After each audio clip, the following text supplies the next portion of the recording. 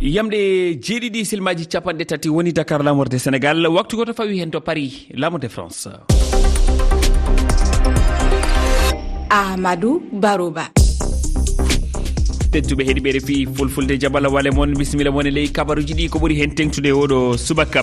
to Guinée ɓiɓɓe leydi ndi wawata andude jaltude sungoji hoore yakku leydi faltiɗe ñande nogas e tati lewru faltindu to Guinée Bissau gonɗen ala ko saabi ɗum ko wona ko konunkoɓe yani e dow goomu halfinango woteɗen hanke hooreɓe ngu goomu waɗi yewtere e jayniyankoɓe ma en gartu hen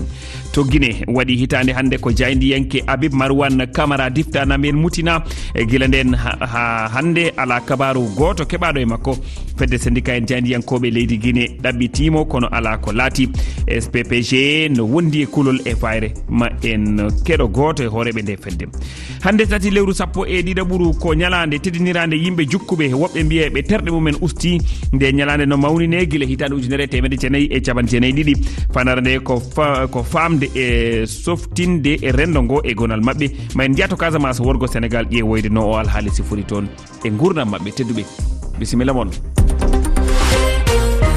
on calminama on juurama bisimilla mon e ley kabaruji ɗi to Guinée Bissau puɗortoɗen woteji waɗunoɗi ñande nogas e tati lewru faltindu laaɓi jaltuɗi latotako saabu goomu tambigo woteɗen hono sene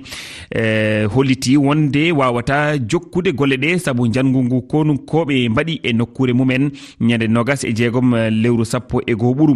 ɓe nawi dendagal dosɗe jowitiɗe e golle ɗe caggal saminere laamu ngu